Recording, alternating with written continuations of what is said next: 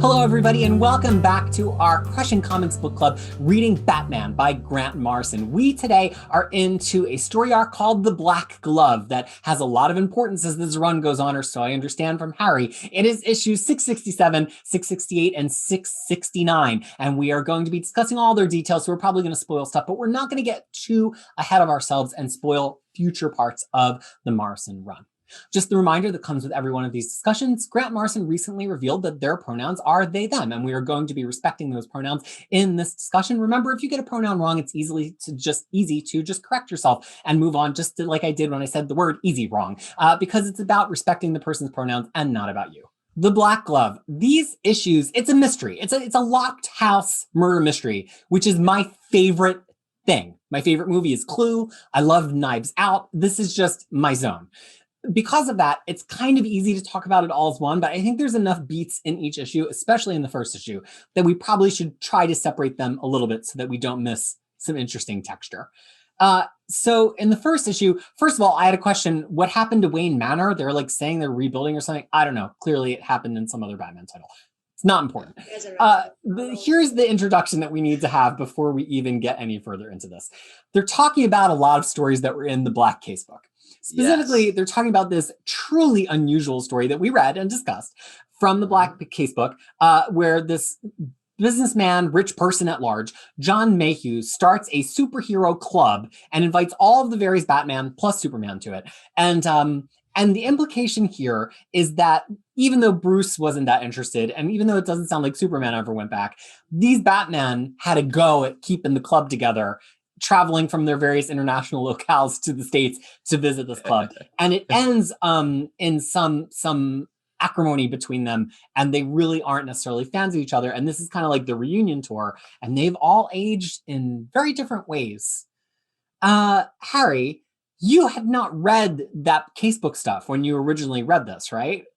No, I had not. So did you just think Morrison was talking out of their ass here? Like, I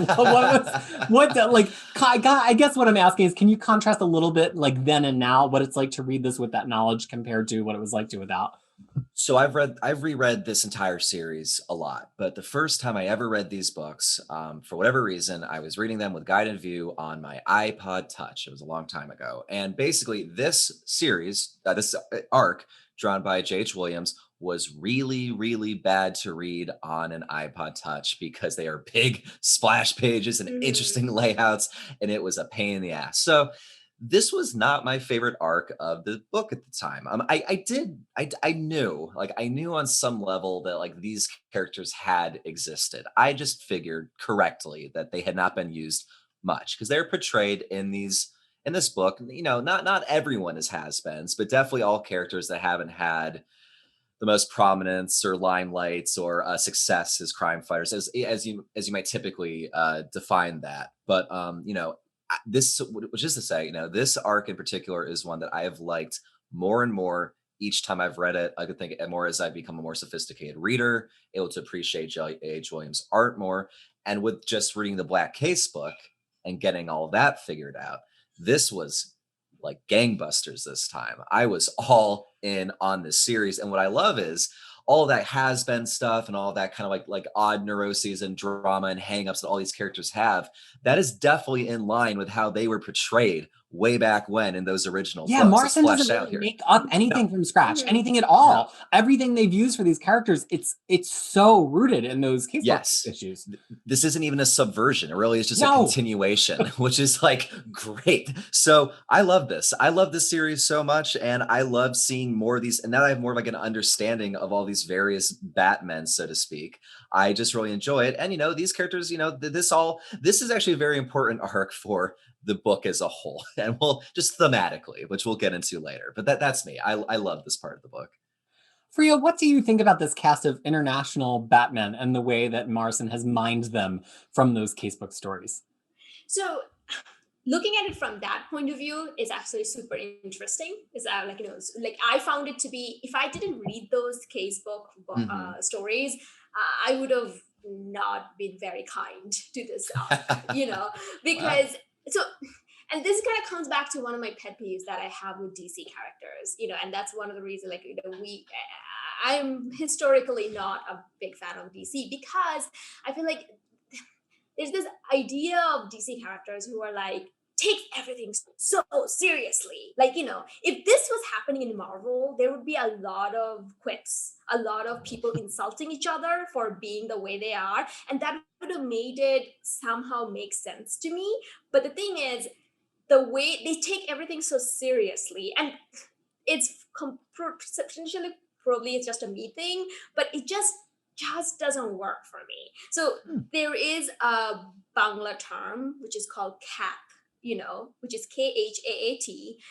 The idea of it is someone like acting really weird. Like, I don't want to say weird because it's just not what I want to put out there in the world, but it's like, I don't know, someone, a 70-year-old grandpa using like that's sus in a very serious way and not necessarily making it the fact that they're trying to make a joke. It's just that gif where it's like, what's up, fellow kids, and not necessarily knowing that you're trying to make a thing of it. It was just doing it a straight face. I feel like all DC character does it all. Is it always intergenerational? Is it always about an older person doing a young thing? Or is it any of those like total cringe at someone who is kind of like missing the cultural point? Exactly. That's what it is. Now, and it's cap? Cap. Yeah, there's like a little dental T. Yeah. The idea is like, it's just like, so for example, this story, if I drop it in 70s, would make perfect sense. You know what I mean? Like, this character acting this way, but now telling it in post 2000 and this character taking themselves so seriously about this, just Catman, for example, in DC universe is like that character that I was like always like, take it away. Why is he so serious? Like, why is he so like, it's just, I don't know. I've always felt like that's the thing for me about DC characters and it's like such a me thing. And I have never been able to kind of separate myself from that. But reading that all of that feeling kind of came back.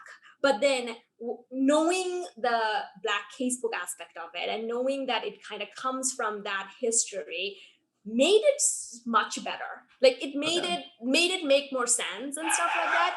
But yeah, I mean, I just wanted you guys to kind of tell me how I'm wrong about that, about DC characters. And it maybe got something to do with the fact all of them kind of comes from 40s and then haven't necessarily moved on from that versus, I don't know.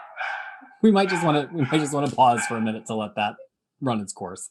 So the things that the two of you have made me think about actually are not the things that I came to talk about, which is always really interesting.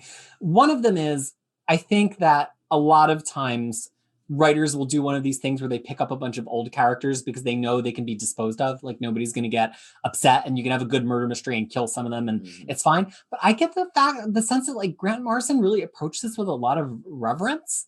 Like they really want to write something real about these characters as they would be reimagined now. And even though there's like some cringe or cat to some of it, it's actually I'm trying. I actually think it's really interesting. I think even when I knew they were older characters and I had yet to read Casebooks, I have read this once in the past and I liked it, but I kind of was like, they just brought these characters back to have a bunch of characters to kill, but it's actually so much better than that. So I'm so glad you brought that up because that reverence is the one term I was looking for, especially DC writer has it that makes me go ooh all the time because I know it's fun and I know it's good for all the people who have read 40s comics since they were children. It's fine, but this is the same reason I could not stand JSA by Jeff Johns. Like, it was just John has a lot of other problems that surmount to compound that problem. No, I know. It's just like this idea of like this certain reverence for all this old character and treat them with like old man respect. That's the thing. I think Morrison pokes fun at them when they need to be poked fun at. So that's the thing. That's the thing. It's not Grant Morrison, they clearly have like a love of comics from every generation and just a love of the craft. But like what makes this arc good is that there is a reverence, Peter. You're absolutely right, but there's also like an acknowledgement of these characters, kind of like a little bit of the sadness and a little bit of the trying to get to be like they all want to be Batman.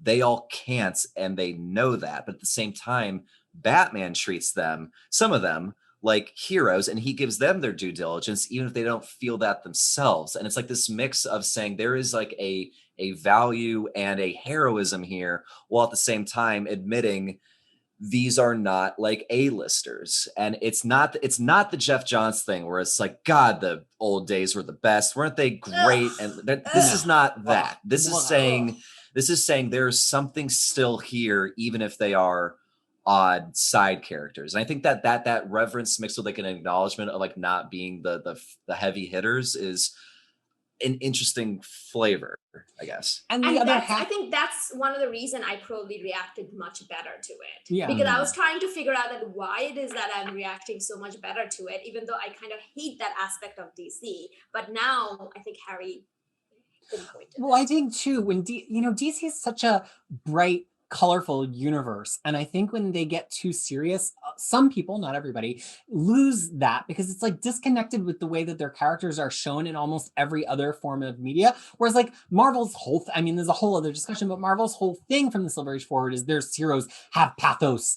They're all messed up people. That was Stan Lee's whole shtick. And like DC major heroes, even though they have tragedy like Batman does, just aren't that. But I think that the reason that this works for me is that it treats them with reverence, but here's the other half of that, which goes with Fariha saying, it's not afraid to wink at them. Grant Morrison is incredibly, incredibly funny when they choose to write funny stuff. And I think without, maybe they full on mock one or two of these Batman, but mostly I think we're at some points we're laughing with them at the situations that they're in, at the way they've grown older, at the kinds of ways that they've grown apart from their opinions in each other when they used to be this happy-go-lucky, everything's great, we're all going to be Batman, and that's why it works. So on that note, let's just very briefly, please not a deep discussion on each one, just review our cast of Batman here so that we know who we're talking about. So first we have England, which is the knight and the knight's sidekick, the squire. Now, as it happens, the knight currently, Cyril Sheldrake, is the original squire, who was the son of the original knight. The original knight died in action. He's taken over, and then he now has a new sidekick, a female squire. Any general comments on this knight and the squire before we go back around?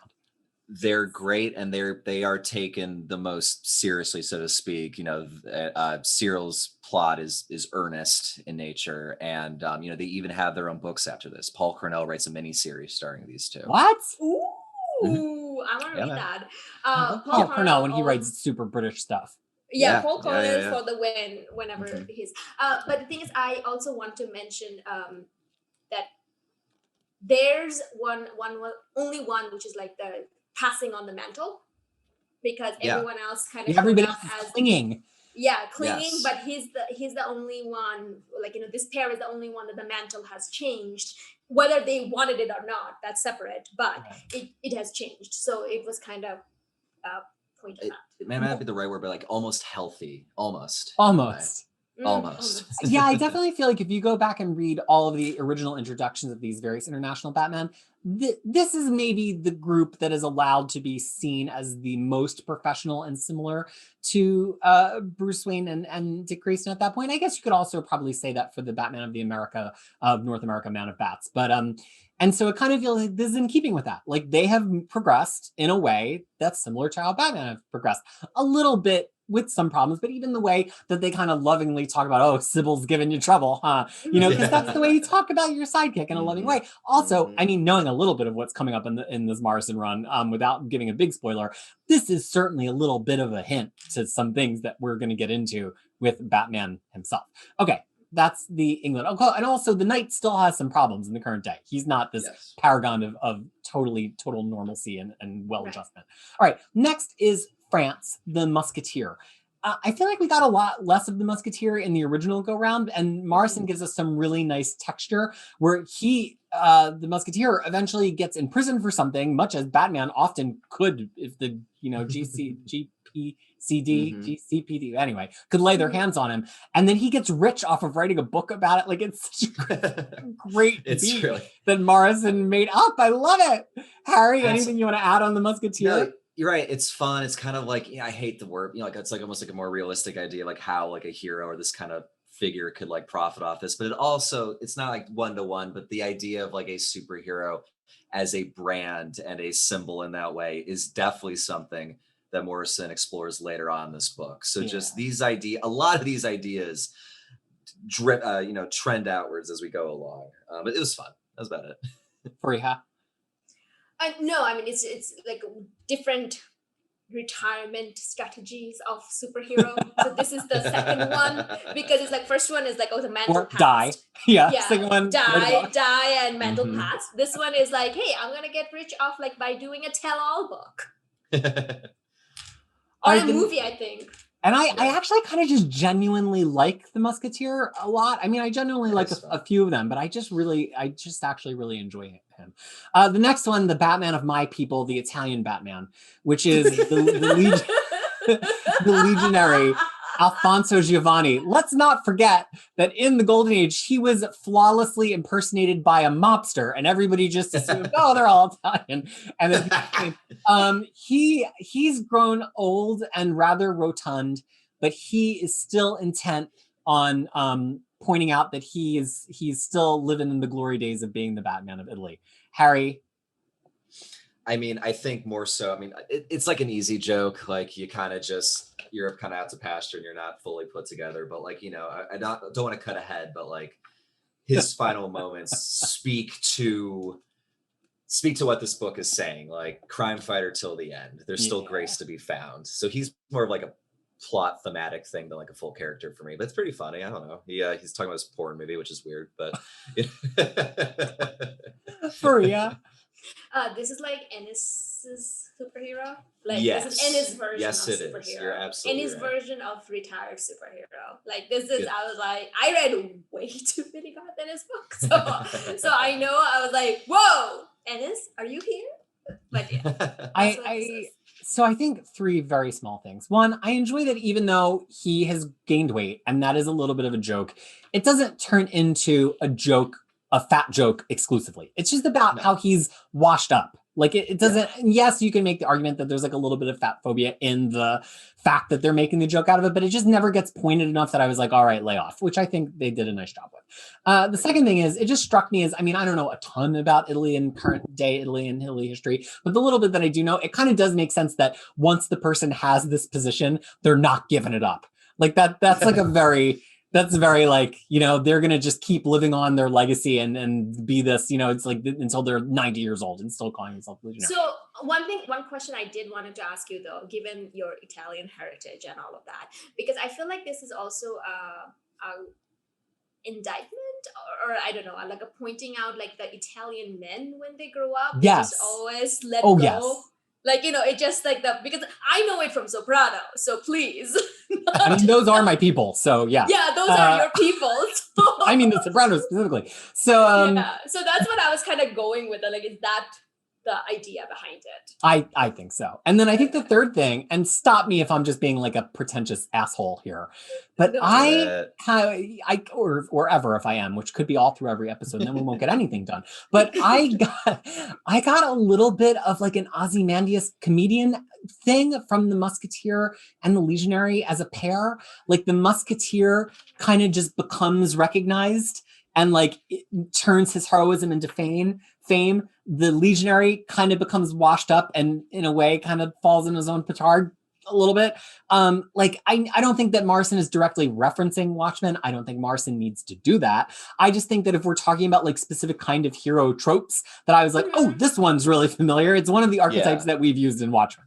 Yeah, I mean, Watchmen is all about broad. Hero archetype. Yeah. That's what it's all about. So you're going to find every one of them. It's the same. They're playing in the same sandbox. So yeah, and you could very easily say that Legionary is also Night Owl. I mean, they're all archetypal, but I just had that moment, especially because Legionary is the one who, well, we'll get to that in a moment. Okay, the Batman of North America, Man of Bats, who is William Great Eagle, and his son, Raven, who now would like to be called Raven Red. Okay, Dad? Yeah. This may be the most competent of all of the Batman, and Morrison really Yes. allows him to be very competent. Harry, any Yes. thoughts on that without getting I- too far into the story? Well, that's what I'm trying to say. I don't want to get too far ahead, but I really do like the both of these characters, and I think Morrison has some lovely moments with them. It may have not here, but somewhere else. Ooh, Fariha. I liked the Raven Red, his arc about it. Like, he likes to be called something different now. Yeah. So, which was like, something in the psychic that, it's just, I have a feeling that because he saw the British version, whereas like the psychic became the mantle, and now he's like extra bent out of shape. Yeah, he's having a moment about it, so I think it kind of felt like that.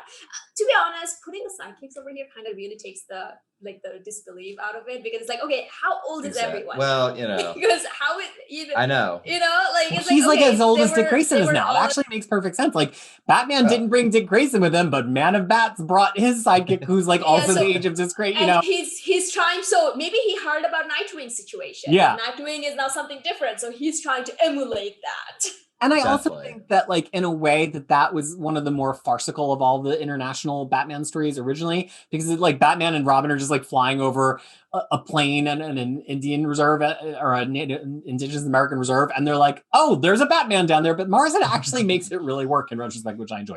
The final three, I think, have a little bit less texture to them coming into this, and they get more texture during the story. So I think if we were talking about them a lot, they would get spoiled. But they're Europe's Batman, which is Wingman, who is the Batman that briefly replaces Robin when Robin thinks he's going to be kicked to the curb, but Batman's actually just training him back in the Golden Age. Then you have Australia's Batman, I was going to do an Australian accent, but it's not coming to me. The Dark Ranger, who used to just be the Ranger, which is, of course, a funny joke about the Dark Knight in the 80s.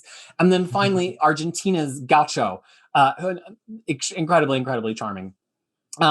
But I think if we were to dig into them, we will start to spoil the story. So it's time to just talk about the story.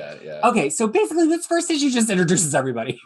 And the issue ends with them being like, wait, we can't leave the island, because they get this message from Black Glove. And Black Glove is wearing the skinned face, Hannibal Lecter style, of John Mayhew, who originally called these people together. And he is, even in the scope of Batman villains who wear other people's faces, he's pretty creepy. And so the Batmen are immediately like, well, let's find, we should mention Tim Drake is there too. They're immediately like, okay, well, let's figure out where in this mansion he was when he shot that video. Let's split up, whatever. And immediately things go south, because the Legionnaire is stabbed, much like Caesar, and left for dead, and their vehicles are all blown up, which means this locked mansion mystery is really going to stay locked, even with a group of intrepid Batmen. Harry, what do you think about this big reveal of the Black Glove? Well, I mean, it's just such like trace memory, just like nostalgia, joy. Just like the name John Mayhew just triggers all these like super intense feelings I had about just reading these stories in the Black Glove and all of these dangerous things. I just love this page. I love J.H. Williams is a beautiful artist. He draws amazing stuff, but like he also draws horrifying things, like the John Mayhew's skin being on this man's face, and the way that it doesn't like line up with his mouth quite. Yes, that's detail. Differences. Most people would just make it look loose fitting, but J.H. Williams like draws where the lip just doesn't quite. And then you turn the page, and it's just the double page spread of just the hand and the exploding boat within it. That it's beautiful. It's like beyond words, and like this is just like this is the beginning of the Black Glove, which is a massive part of this first act. And it just gets me excited. And there's such like a sense of menace and threat. And it's hard to do that with Batman, who's such like a, victory, just like a never losing character. But with this, you actually feel it a bit, which is, an achievement. Fariha? No, it's like a standard Batman story in terms of like, it's like in terms of like, there's a mystery and then we're gonna solve it, right? It just happens to be all the callbacks, and then we're gonna be in an island, and there's like a locked like who done it kind of thing, because there's like later on there's like suspicion put on each other, and then it's just like we have to work together to get out of here. I was kind of disgusted by the whole mouth, like it's gross. It's just like, because everything we know about human bodies, especially especially in a post-pandemic world where it's like a little spit can make you sick. Like it's just disgusting. Like you. Yeah, I want to if wear you other wash people's it, faces way yeah. less now after COVID. Like yeah, you shouldn't. I know. I mean, it's. 2020 took everything from us. You can't Yeah, even like, get you your know, I mean, skin Can't even be fetish a going. cannibal and enjoy like it. before you would have put other people's skin on you as if nobody's business, but now you can't even do that. You would have to think about it. I mean, it's just disgusting. It's like, isn't there like other ways of making this point? Oh, gross. Here's the other thing I enjoyed at the end of this issue. A few things actually. So that the spread with the boat exploding in the glove that you mentioned, Harry. I mean, that is unusual stuff. Like Yes. no words, not even strictly narrative, almost more like impressionistic in a way. Yes. I had trouble understanding what it was the first time I went through it. And then I went back and I looked at it somewhere. I mean, you could just have it on your wall as an art print. It's just a beautiful image unto itself. And then you realize it carries a lot of narrative weight too. The other thing I realized is when they all burst out of the house to look at that, I think J.H. Williams is subtly drawing them in slightly different styles from one another. Oh, yeah. Batman especially is like very rendered and shadowed and everything. I think Knight and Squire are being drawn much more like Silver Age characters, especially with their giant eyeballs that are blank white, like an old Spider-Man mask. I think there's like a certain like gritty quality to, not Gritty the mascot, just like gritty in the way he's drawing it. Qualities, Philadelphia, to the way he's drawing Gaucho. I just really noticed it there, and it made me like go back through and read a little bit. And then finally, I can reveal. Oh, is it Gaucho? Am I saying Gaucho? Gaucho. No, it's Gaucho. Gaucho. But he looks like a Howard Chaykin drawing. Yes. That's what it reminds me of. And then finally, the reason that I don't think that they go full fat phobic on the Legionary is because Batman says, "And don't eat any more food," and we can all see that he's not in the doorway. So we're like, here comes the fat joke. And sure enough, he does have a plate of food, but he's not killed by eating the food. He's killed because he solved the mystery first, asshole. Yes. And so that's like, even as the reader, even me as the reader, I'm like, here he is with food. But no, actually, it was somebody else who ate the food. And as we're about to see, has some problems due to eating the food. So Legionnaire, unfortunately, is stabbed to death, and advantage evil. We're placing our bets on the Black Glove. So now we continue to issue 668. The house is thoroughly booby-trapped. And it's booby-trapped in a way to remind each of these international Batmen of their own downfall / arch villains, which again, great texture from Morrison, basically being like, they have been living a life off panel. They have their own arch enemies, foes, and stories. And in some of the cases, I like was on like fandom being like, have there really been other stories with these characters? And usually the case is no. So a lot of things happen. The sidekicks kind of go on their one task with Tim and the Squire, trying to figure out this locked room where Knight was poisoned. Knight has been poisoned and now has a bomb inside of him. And also Batman, Musketeer, Dark Ranger, and Gaucho are fighting robotic suits of armor. And the big thing that happens here is in that fight, Wingman dies and the Squire and sidekick class are off doing their own thing. Very much a middle chapter, so I don't know how much digging in we can do without getting to 669, but just anything you think is worth pulling out from this one, Harry?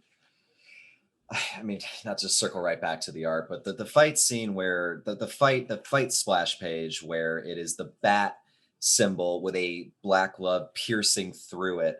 That's just like an interesting design. This is one where I'm not entirely sure it works as well as others, but it's one of those things where I just appreciate J.H. Williams going for something a bit more interesting, and just kind of like scrolling through, just again, like flipping through, like Gaucho just looks like definitely has a completely different design. And yeah, I just really enjoyed the page where Wingman dies and you just see like his old version of himself, like kind of imposed on the background.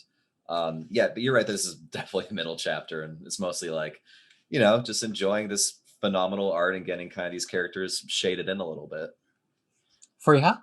Now would be a good time to probably me mentioning that I really don't like J.H. Williams' art in superhero comics. Yeah, I think we broke Fariha down by reading Batwoman in a long ago book. Oh, really? Okay, so you've talked about that. Okay. Yeah, like it's. I mean, I absolutely love his art when he's trying to kind of do something introspective. Because, for example, that glove and then the thing exploding up, like the boats floating up. Perfect. No problem about it. I absolutely have a hard time following an action scene when it's super highly stylized paneled, and Batwoman, he actually took everything out of Like me. wore Like a the same rut way- in your brain. He just yeah, like like the same way Peter gets. And to be honest, I blame Peter for that because he's the one who made me started me to think about what are the different art of comics. And Yeah. I was looking at it from that. I was like, it's so hard to follow. Like it's just it's. I mean, and the thing is like because at least he's better here because he's like choosing which page to do it. In Batwoman, he lets it loose and it's every single page. And you're like, oh my God, I get it. You're good about paneling. Please cut it out. So, I mean, so this is what that trauma kind of came back as I was reading through this. I'm like, oh no, again, where do I follow? Like, what is the outline? This is a fight scene, not necessarily I actually like that if the paneling was that everybody was doing different thing and then you are just kind of getting different story then kind of comes together. But when it's like a scene like that, it just doesn't work for me. Well, and you know what? I think part of what always strikes me about that sort of thing is it all comes down to how you lead the eye. I think that panels that are good at leading the eye are pleasant even when they're busy. And there are points in the Batman run or Batwoman run when we actually really did like that. And you can go back and watch on YouTube for evidence. But when it gets too complex, when it doesn't lead the eye, when it's not clear what the action is, that's when that stuff kind of gets too clever for its own good. I actually am a huge J.S. Williams fan, even though I am also willing to acknowledge when some of his layouts just don't work. And I think that there are some layouts in this book that just don't work, but it doesn't change how much I love him. Yeah, same. I mean, same. I love his art and I love that it's so stylized and everything, but I just feel like less is more sometimes, Mr. Williams. Yeah. Well, this man's not going to do that. That's not coming anytime soon. He has a new comic coming out in a few months. But the one layout that really struck me was not one of his most unusual layouts. It's one where Robin and Squire find the secret passageway in the library, not just because I was living my Clue fantasy, but because it's only a page with 5 panels, but the panels are kind of in a strange orientation that if you were not given subtle hints of the order to read them, you might make the mistake of reading down and then reading the vertical panel across. It's a tricky panel set that a lot of people will make light of. But J.H. Williams does it perfectly because he drives you over to the side with the motion in the one panel, and then he puts a little insert, almost like a little tab of the panel underneath to be like, now come back here, don't keep reading down, and then to the bottom. And I'm like, this is actually why he thinks he can get away with the crazy pages, because actually most artists would have messed this up. Like most artists don't panel this intelligently, and they would have had to do this differently and not use the 2 vertical strips because they wouldn't have been able to tell you which order to go in, but he can. So that I actually thought about that on this page. I was so proud of myself that I read it properly. I'm like, yes, all these like months in Twix and Epic X-Men read it is paying off. I'm paying attention proud of to him, art. Fariha. You trained your brain. Okay. Yeah, sure, him. But I'm mostly talking about myself as well. Right. Well, the final tag I'll put in this before we just start talking about the whole arc and everything that happens at the end is I think it's really fun how it's Squire and Robin and also Red Raven or Raven Red to a degree who are getting to do the classic detective stuff. And actually all the Batmen are so tied up with like moving around the mansion and doing all this stuff that they never like took the time as Legionary did to pause. And so they're getting mowed down and in these useless fights, which really are luring them in the same way they were lured in by these arch villains to begin with. It's the whole reason they're all fallible. And I thought it was like a really neat little comment generationally. And also an interesting comment that basically Morrison and also Black Glove take Knight off the table because Knight is a second generation hero and he shouldn't be with them. So we've got 3 distinct groups here, right? We've got the Batmen who have clung to their titles. We have Knight in the middle, and Knight specifically being ministered to by Man of Bats, who's having trouble accepting that his son has grown older and is an adult now. And then we have the second tier underclass heroes actually doing the effective thing. And I'm like, ooh, what a fun little narrative puzzle box that Morrison has put together here to make us really think about like the efficacy of heroes and the way that generations change the way that they approach a problem. It's a really nice way to look at it. All right. I absolutely loved that. No. What'd you say? I don't know. I was like, yeah, nice. Carrie patted me on the head. I'm sorry. No, I didn't mean to be joking. reductive. I'm teasing you purely because I know that you're not. But what are you saying for you? No, I was saying that I absolutely loved it because of that. Because at the end of the day, it wasn't necessarily just like, oh, we heroes got together and we got trapped and we just kicked our way out of there. There was some teaming, there was some separation, there was some inner talking about it. And I think Harry mentioned it before, where it's like these characters kind of become more their own person, their own struggle, and everything kind of comes to full face. And I really enjoyed it, that it wasn't just and write another kicky punchy amongst ourselves story. It's quietly really impressive how much Morrison takes all these characters who are by design kind of similar to one another in the shadow of Batman and give them enough shading and small differences to just show them all on different levels of this archetype, and just those small things that say so much about them. Yeah, I think there's runs of like Justice League and the Avengers where they don't differentiate their as much as these Batmen in the course of 2 issues have been differentiated from each other. And I think that really all explodes in the final issue here. So Man Bats operates on Night to save him, but Musketeer thinks that that Man of Bats is killing him. There's distrust sown through all of them because clearly one of them is the killer, or at least an accessory to the killer. And it turns out that is Wingman, who we thought died, but had actually switched places with our poor Australian friend Ranger. And Wingman still resents Batman, still from when he was training him back in Gotham City. And he just thinks that he should be the best Batman in the world, not Batman. But then also we have Sombrero, who is Gaucho's arch enemy, who has now become kind of everybody's arch enemy, and is in cahoots with the Black Glove, who it turns out is John Mayhew. Maybe, but maybe not, because he talks about fearing the Black Glove, even though he is flying away in a plane, which is going to explode in a very Captain America flying on and Bucky chasing the plane away with Baron Zemo in it sort of nod. There's just so many layers to this. So, I mean, it's a fun murder mystery and it really pays off. But Harry, what do you think is like really worth talking about at the end here, other than that it's just a fun, crunchy murder mystery? So this is kind of big picture for me, but I feel like this is the issue where, this is the arc where you start to, they're introducing John Mayhew and they're introducing Mangro Pierce, who was an actor who might also be connected. And there are these issues of identity and what is actually happening. And it always runs the risk of becoming too, up its own butt, for lack of a better term, but there is a confusion and there is a willingness to leave you off kilter and uncertain in this run that Morrison likes to do, either through plot or whether something is real or a figment of imagination or interpretation, or if there's an identity, someone's or another. And this is where you start to see that kind of happen, where you're not sure who's kind of affecting who in that sense. So it's almost like in a broad way, this is where you can start to feel that uncertainty shift in. And then that goes extra hard with the next story we'll be talking about. Fariha, any final thoughts on this murder mystery with Black Glove? I mean, it's one of the shocking indictment of comic industry as well. It's like as soon as Batman went, the club got canceled.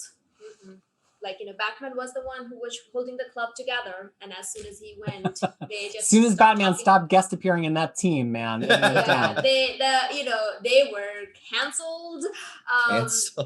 But it's also one of those things where it's I think. I kind of understand where Wingman was coming from, not necessarily in terms of how he was, but the things being abandoned, I feel like if he had the support, he may not have become this. And because he lost the support and what he was asking, thinking about, it just kind of broke something in him. So I thought that was very touching and tragic in a way. Ultimately, I was just saying, ultimately, Bruce doesn't really look down on any of them. Even Wingman, as Wingman is ranting, Bruce is like, I would have never trained you if I didn't think you were capable. And it's really, I mean, it's again, speaking to Bruce and Batman as a father figure, as a senior figure, as a mentor. His tactics are effective, but he doesn't always communicate the feeling that he are going with them, especially as we're getting into interculturally here. And I think some of the other Batmen are learning from him, but some of the other Batmen just are getting the wrong message entirely from him. And I don't want to chalk it all up to like cultural misunderstanding. I think Wingman's probably just a terrible person too. But it's really just interesting how like Morrison never lets up on this whole idea of who's Batman, who's Bruce Wayne, and is everything that Batman does that's effective for crime fighting actually humane, I guess is what I could say. It's kind of the same thing as with Damian in the first Batman and Son arc. It also kind of points out to like what makes a Batman. Like, that's something that comes in the next batch of issues that we're going to talk about, because it's just like what his idea of Batman is and what it should be necessarily doesn't define these people. So when they lose that, they become something different than originally intended. Really excited for us to circle back to this idea and this line of thinking later on in this series. I think that'll be a lot of fun. I really just am, the more I'm thinking about it, just so impressed with how this arc takes all these golden age heroes and these golden age plot lines, but it really doesn't mock them, and it walks a line of being kind of self-aware and subversive, but also being earnest and reverential. And it's a lot harder to do than I think I gave it credit for initially. So I'm really glad I reread it. And there's a few modern authors who are particularly good at this thing. Morrison is chief amongst them. I think Jeff Parker is phenomenally good at this. He did a lot of Agents of Atlas at Marvel. And even when he pops up doing a random like flash story or something at DC, I'm always really impressed with how there's no looking down, there's only winking, and we're winking with, not just winking at. And I think that's the best way to revive these concepts. That's exactly what I was talking about. Like when Marvel does it, I never feel it. Every time DC tries to do it, I just cringe inside. Well, DC's got like embarrassment issues with its past. They try to like square away by making it like juvenile, serious. This is one of the reasons I could not handle Starman by James Robinson. It was like vomit worthy. Interesting. Okay. Yeah, it's the same reason. But anyway. Well, and this is an opinion free as I've heard before. And I was like, really? I thought that was an outstanding classic that everyone loved. And this is how I knew that Free and I were meant to be talking about comics together all the time. Exactly. I also hate outstanding classics that everybody is meant to love. And that was my moment of connection with Free. So look, y'all, that is all we have to say about this initial arc. We're going to come back next time and talk about the next arc that runs from issue 672 through 675. We're skipping the Resurrection of Ra's al Ghul issues intentionally. We are going to come back and read that whole crossover. We're just not doing it next because honestly, the next issues after that here by Morrison don't really refer to it that specifically. So correct. Fariha, why is it that we're getting together and doing this massive Morrison read? Because Harry told us to. Put it on me. Yeah, but at the same time, we're potentially slowly falling in love with Batman, which is awkward. But and then I'm also probably falling in love with old Golden Age DC. Yeah, I think that's the thing for me. Yeah, that's big. Yeah, same. With Golden Age and Silver Age and Bronze Age Batman in a way that I did not think I cared about at all. Yeah, 100%. So this is very awkward awakening for all of us. So I don't know where we will end with this, but hey, we're on this journey. And thank you for coming with us. Yeah, thank you for coming with us. Thank you, Harry, for challenging us to read Batman when that would never be our first choice, second choice, or probably even 10th choice. Well, we're having fun. We are having fun. If Peter just froze, this was a okay time for that to happen. Hopefully not. Are we doing a little more? I'm okay doing a little more if you want. Yeah. I think so. Am I still frozen? Okay. I don't know why I got like this weird sense of fun. Am I still frozen? Am I frozen? You're frozen when your heart's not open.